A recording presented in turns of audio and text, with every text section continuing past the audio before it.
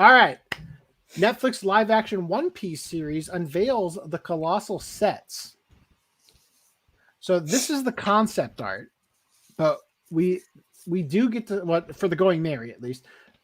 This is how much has been built, which we've actually already seen, because we have people on the ground in South Africa taking photos that I've been stealing to show on podcast. But this is the Baratie.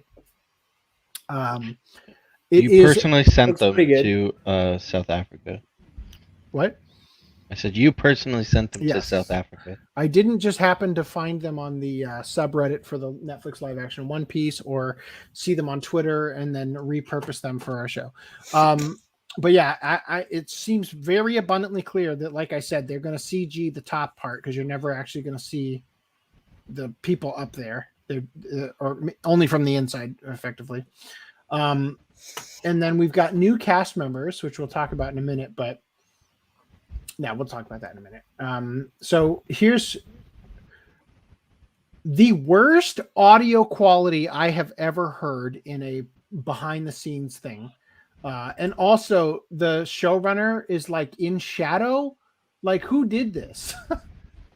And the other guy, the guy in the purple there, I forget what his role is, but he's also like Usopp? on the staff. No, that's not. Pardon? Usopp. That's a staff. No. Yeah, he's creator team.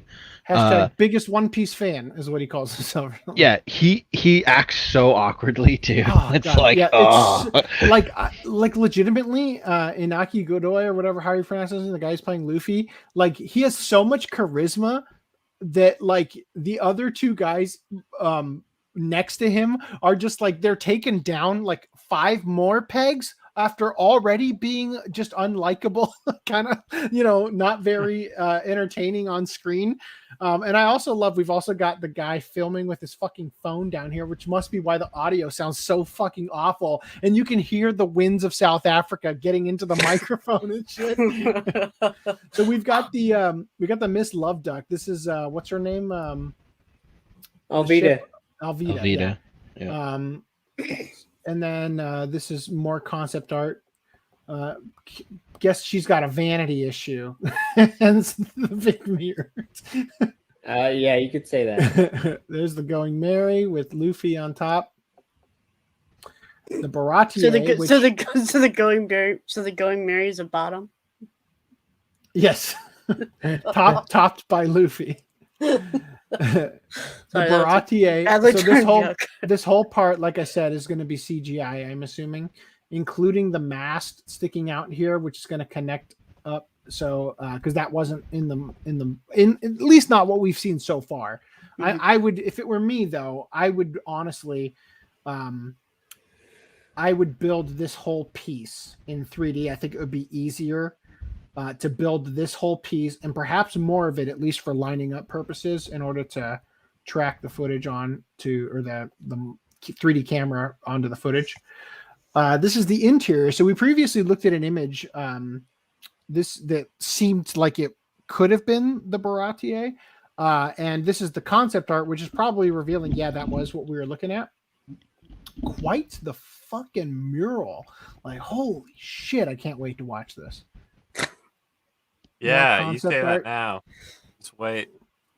Well, it is concept art, right? So yeah, one of the reasons I say that again is because I have not watched a lick of One Piece. So this is the. So you're gonna watch this first? Yes.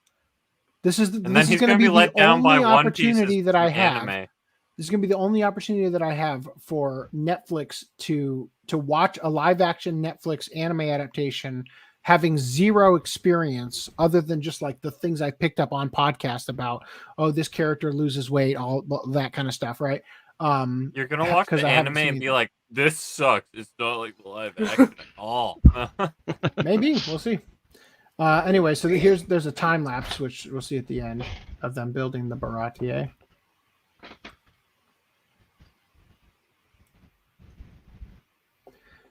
Windmill Town is significantly more on the water, I think, than the other artwork I've seen from the anime. Yeah, that's definitely Shanks, for sure. It was Shanks' more of an ship island in the manga and anime than it was in the. Also, some modest fucking, what do you call, brass statues or whatever? I don't know. Wow, actually, I mean, the set looks really fucking good. I'm not gonna lie. Like the set itself looks really pretty. it looks a little smaller than the.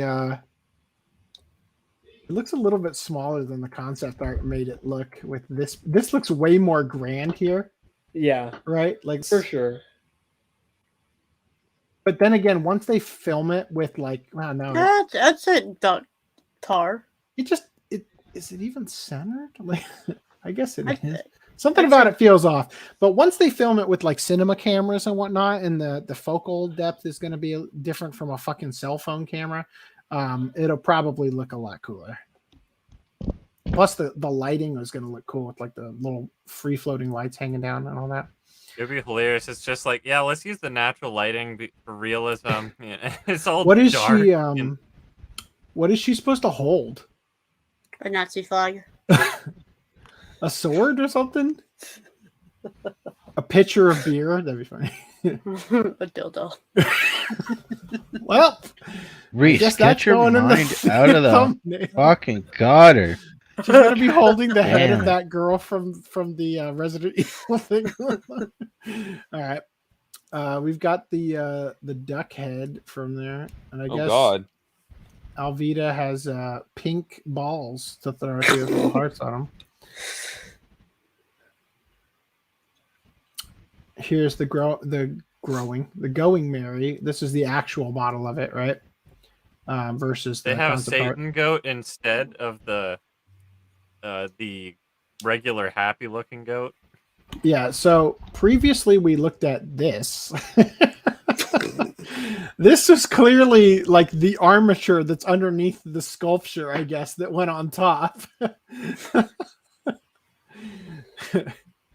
Let's see. That's the comparison to the concept art. And then we had also looked at this previously as well, from a couple months ago. So let's see what else we got here. I don't know who ship this is. More of Windmill Village. Here's the time lapse of them putting together the Baratier. You know, full credit to Netflix for actually building these, right? They could have done this entire thing on a soundstage. Mhm. And Sure, I think it's cool. I'm just wondering, at what point do they stop making ships for every little ship they encounter? When the money dries up. All right. Anyway, now in terms, Netflix's live action One Piece race swaps Nojiko. So I have learned I'm from this so article surprised. that this character is the adoptive sister of Nami. Nami. Yes, indeed. Her older adopted sister. Yeah, she, her, just in case you didn't know. I'm not annoyed or anything. Yeah, no, we're just gonna race swap any chance we can get. That seems like a black Well, chick. She's got the I attitude. mean, and why not? I have to say, to be fair, at least they didn't do it to any of the fucking like the main crew. Well, I'll remind you. That's what they want you to think, Random 11. Netflix They want recently you to be like, look, we did these characters completely fine. So it's like, well, we'll give them credit that they race swapped another character. No. That's how they get. It honestly, like, I kind of don't care, but I also, like I said, I haven't watched or experienced any One Piece other than what's come up on the podcast. I know the character is tan, but she looks significantly less tan in the manga from what I can see here. I need to see her next to Nami to know. She's basically the same as Nami. Okay, so here's what they said. Netflix recently unveiled more actors taking part in their upcoming live-action One Piece show, additionally revealing one character to be race-swapped in typical Netflix fashion. And no doubt in another attempt to express that only black people can play black characters, even though the character in question is not black. It was announced that I'm not even going to try to pronounce it. This girl would be portraying Nojiko, Nami's adopted sister, with the half-serious speculations before the cast announcements of Nami potentially being black almost coming to fruition. So I'll remind you that previously, was there a... No, I'm definitely not clicking on those because it'll take me to the porn on but previously, they had talked about who was supposed, like what nationality the different actors were supposed to be, or the different characters were supposed to be. And we had read that Nami is supposed to be Swedish, I believe. Is that correct? Sanji was French. Luffy is Brazilian, right? And so when it came time to cast, they respected all of those for the non-white characters. The template where they're all across the world. They're all already diverse, right? And so they had sort of established that, like, what was expected. And then when it came time to actually cast, Netflix was like, okay, so we're looking for some Brazilians. Can you please, all the Brazilian men, please come and try out for Luffy? And we're looking, like, basically, we need a Japanese guy to play Zoro, right? But, you know, Sanji and not any race, we're open to any race, right? Like, it's kind of how they treated it. So forgive me for being skeptical of their effort to, you know, not race swap everybody. But in this particular case, because she's an adopted sister, and again, I don't know how crucial she is to the plot, how much she shows I'm up assuming in it. that's why they decided to do it there, because they're like, well, it's adopted. So, and again, with a character like Nojiko, I mean, that sure doesn't sound like a non-Japanese name. But do you want to know how involved she is with the plot? You can tell me. She's just For like in an the one episode or arc. two. I figured. Is she gonna die? No, No. she doesn't die. You can find that out for yourself, young mister. But the thing is, The real she's- travesty. in one arc that she's in, she plays a decent sized role. I Yeah, don't know how she big is. that role's gonna She be because the series, the Netflix series, is trimmed down. So I imagine it's trimmed down compared to how it Yes. is in the manga and anime. assume. So When you say decent sized role, are you talking about the rolls on her chest? I mean, like, in the arc that she has, in the arc that she's in, she plays a pretty big role in the arc. Like she's like it's Nami's arc essentially. It's Nami's backstory arc. So I imagine that Nami's sister would play an important part in that arc. So she plays. She's in it for a decent amount of time. But again, because they're trimming it down, I don't know how much it's going to be. It's probably going to be 1 or 2 episodes. So in the Netflix show. I think it will be. I don't think the character is going to make it past the first season.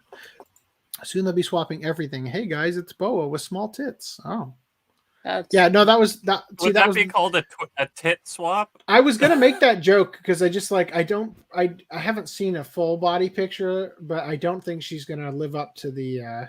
Go down to the next one. No, I'm We talking gotta about. get that. No. We gotta about get the that actor. waist. That waist Right, is the the most waist. important part. Hey, The hey. Just like the Cowboy lack Bebop of rib said, cage. I need survivors of rib cage removal representation. look. As Cowboy Bebop at his computer said, I'm sorry that I did not have as large breasts or whatever it was. Oh, Daniela Pineda. Yeah. Yeah, Cowboy Bebop. Yeah. Cowboy Bebop. So then it's not your fault. It's the whoever cast you fault. I'm being called a coward. I'm not You are a entirely sure coward. why. So I thought it would be worth covering this version, the Banding in Comics article, because you get to see Clahadore. How do you pronounce this name? Brad, you're a coward for not clicking on the Nami link. Oh, got it. Yes. Trust me, I have accidentally, luckily not ever on podcast, but That's who's playing. Oh, dude, I've accidentally fucking Lord. clicked on them before, and I've always just been like, geez, if I ever let this happen on podcast, I'm fucked. Okay, how do you pronounce this name? I haven't heard it in like a long ass fucking time. Okay, So I assume you pronounced it right. That's how usually I pronounce it. So this is he goes by the name Kuro. So Kuro. That Yeah. makes Yeah. sense. So Clawhador is his like alias. Clawhador, so, I real mean, name Kuro. So this guy with the T1000 blade that has to come down. blades. Those are multiple. Are each those one on fingers? on his fingers? Yeah. What the fuck? Oh, Weirdo. spoilers. I like how he's got the poop, the Digimon poop. Yeah. Like it looks like he has a Digimon poop air freshener pinned to his buttons. That's the second you need. Meanwhile, he's cosplaying as Wolfwood. Anyway, so this guy is going to be playing him. Mihawk is going to be played by that guy. So this is Mihawk, the great swordsman who pushes Zoro, inspires him to even greater heights, as I read from here. And then Chef Zeph is going to be, this chef guy is going to be played by Craig Fairbrass. I think this is pretty good casting. What do you think? Yeah, like I was like, yeah, okay, that could be. That's it. pretty good. That's good. And what's kind of cool is Sanji, the guy, what's his name? Taz Skylar, the guy playing Sanji. He mentioned that this particular actor has played his father figure in 2 roles previously. So it's kind of interesting to have him as Chef Zeph, who is like Sanji's father figure in in the series. in One Piece. Yeah. Yeah. And then we've got this guy.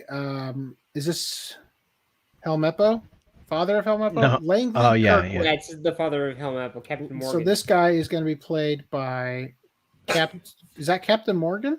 Yes, Captain What? Yeah. Morgan is the guy with the axe.